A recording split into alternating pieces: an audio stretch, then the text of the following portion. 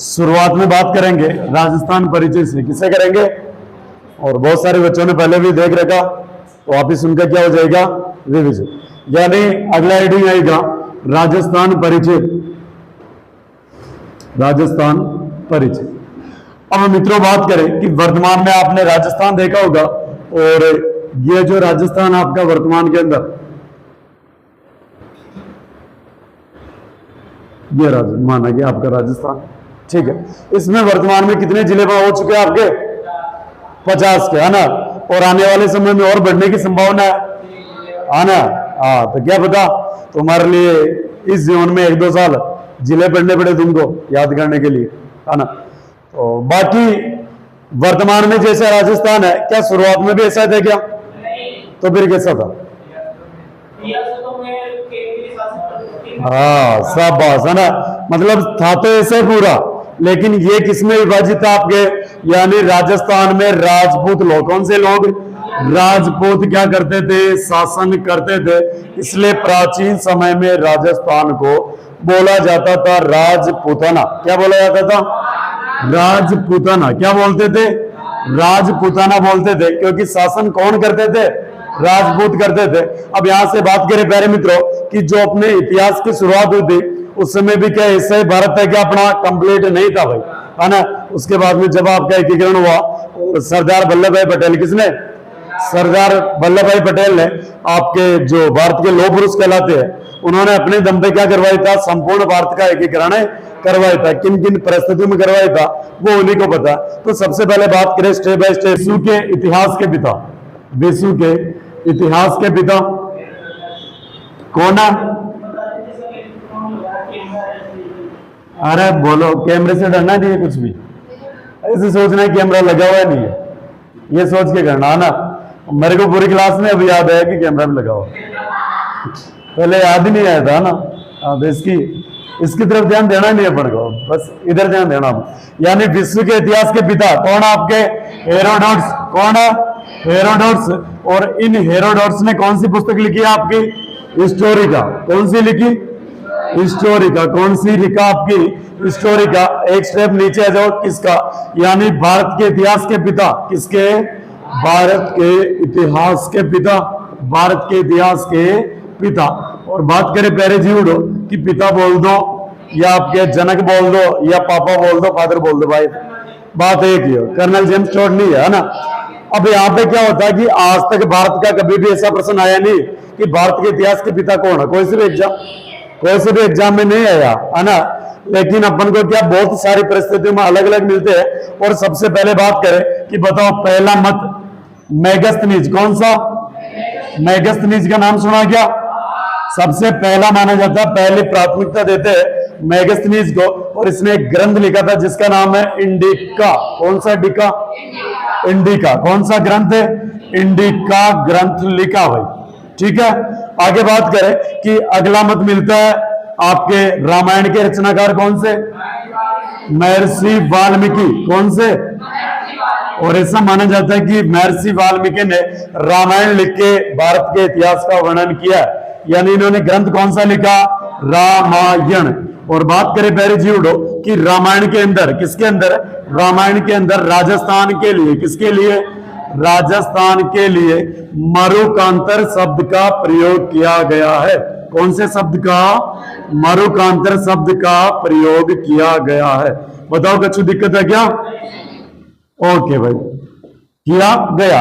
अब यहां से बात करें कि तीसरा मत आता है कि महाभारत। कौन सी भारत है? और महाभारत के लेखक कौन है? वेद व्यास जी। कौन है? यानी तीसरा मत मिलता है वेद व्यास जी। कौन से व्यास जी? वेद व्यास जी। इन्होंने ग्रंथ लिखा कौन सा? भारत, महाभारत। कौन सा? भारत, महाभारत। तो इस प्रकार करके आपके भारत के इतिहास के जनक के बारे में 3 पापा मिलते हैं। कितने पापा? पहले कौन से ग्रंथ? कौन सा? दूसरे कौन से? और ग्रंथ कौन सा? राजस्थान के लिए कौन सा शब्द? और तीसरा कौन सा? ग्रंथ कौन सा? सब। बस आ जाओ एक स्टेप नीचे। यानी भारत के बाद में बात करेंगे राजस्थान के, किसके?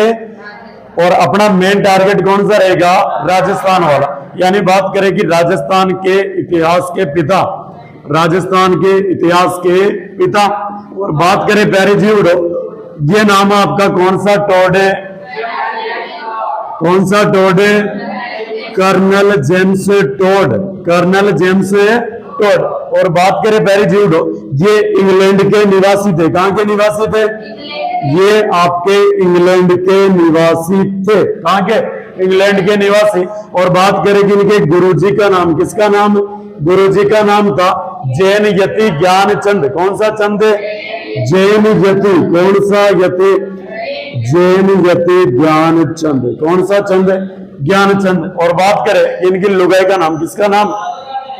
कौन सा? गुरुजी? नहीं नहीं भाई, है ना, ये जैन यति ज्ञानचंद। आते संबंध अपने भारत से है, लेकिन ये इंग्लैंड वाले नहीं थे, क्योंकि उधर ऐसे क्या नाम रखेंगे, है ना, उधर जूली और क्या रखते हैं, डेनी, है ना, डेन, ऐसे विशेष नाम रखते हैं भाई। यानी गुरुजी का क्या नाम हो गया? जैन यति ज्ञानचंद। और बात करेंगे इनकी पत्नी का नाम, किसका नाम है? पत्नी का नाम था जूलिया कल्टरबर्ग। क्या नाम था? जूलिया कल्टरबर्ग। और बात करें पेरी ज्यूडन के बारे में, इनका उपनाम मिलता है कौन सा? घोड़े वाले बाबा। कौन से बाबा? घोड़े वाले बाबा। और ध्यान रखना प्यारे मित्रों, रामदेव जी महाराज मत करना इसमें कि घोड़े वाले बाबा कौन से है, रामदेव जी महाराज नहीं होगा ना। अब बात करें कि कर्नल जेम्स टॉड, कौन से? कर्नल जेम्स टॉड, ये मेवाड़ रियासत के, किस रियासत के? मेवाड़ रियासत के पॉलिटिकल एजेंट थे। मेवाड़ रियासत के पॉलिटिकल एजेंट थे, है ना, पीए थे भाई। क्या थे? मेवाड़ रियासत के पीए थे। और बात करें कि गुरु शिखर को, किसको? गुरु शिखर को इन्होंने क्या बोला था? गुरु शिखर को संतों का शिखर बोला। क्या बोला? संतों का शिखर बोला। ओके मित्रों, संतों का शिखर बोला। तो कुछ दिक्कत है क्या? नहीं है ना, बस याद अभी का भी होना चाहिए, लिखेंगे नहीं, टेंशन नहीं है, लेकिन याद क्या होना चाहिए? अभी का। यानी आपके विश्व के इतिहास के पिता कौन है? पुस्तक कौन सी है? भारत के कितने मिलते हैं? पहला कौन सा? पुस्तक कौन सी? और दूसरा कौन सा? ग्रंथ कौन सा? और क्या शब्द बोला? और तीसरे कौन से? कौन सा ग्रंथ है? और राजस्थान के कर्नल जेम्स टॉड कौन से है? कहां के निवासी है? गुरुजी का नाम, पत्नी का नाम, उपनाम कौन सा है? कौन से बाबा? और कौन सी रियासत के? और क्या थे? और गुरु शिखर को क्या बोला? कौन सा शिखर है? अच्छा आप लोग बताओ। अब विशेष संदर्भ में आपके राजस्थान के संदर्भ में, अब सबसे पहले बात करें मित्रों कि एक व्यक्ति हुआ था जॉर्ज थॉमस। कौन सा? और आपको मैंने तुमको एक छोटी सी बात बताई थी कि राजस्थान में सर्वाधिक राजपूत रहा करते थे, इसलिए राजस्थान को बोला जाता था राजपूताना। क्या बोलते थे? राजपूताना। यानी बात करें पहले ज्यूडो कि 1800 ईस्वी में, कब? 1800 ईस्वी में, 1800 ईस्वी में जॉर्ज थॉमस ने, किसने? जॉर्ज थॉमस ने राजस्थान के लिए, किसके लिए? राजस्थान के लिए सर्वप्रथम, राजस्थान के लिए सर्वप्रथम राजपूताना शब्द का प्रयोग, सर्वप्रथम राजपूताना शब्द का प्रयोग, राजपूताना शब्द का प्रयोग, कौन से शब्द का? राजपूताना शब्द का प्रयोग, शब्द का प्रयोग मौखिक रूप में किया। कौन से रूप में? मौखिक रूप में किया, मौखिक रूप में किया। अब इनसे बात करें पहले ज्यूडो, ये घटना कब की हो गई? 1800 ईस्वी की। इसके आगे आ जाओ 5 साल, कितना आएगा? 1805। कितना आएगा? 1805। और इन्हीं की कॉपी पेस्ट कर ली। उस व्यक्ति का नाम था विलियम फ्रैंकलिन। कौन सा था? William Franklin. यानी बात करें कि 1805 में विलियम फ्रैंकलिन ने, किसने? विलियम फ्रैंकलिन ने राजस्थान के लिए, विलियम फ्रैंकलिन ने राजस्थान के लिए, राजस्थान के लिए राजपूताना शब्द का, किस शब्द का? राजपूताना शब्द का लिखित रूप में प्रयोग किया। कौन से रूप में?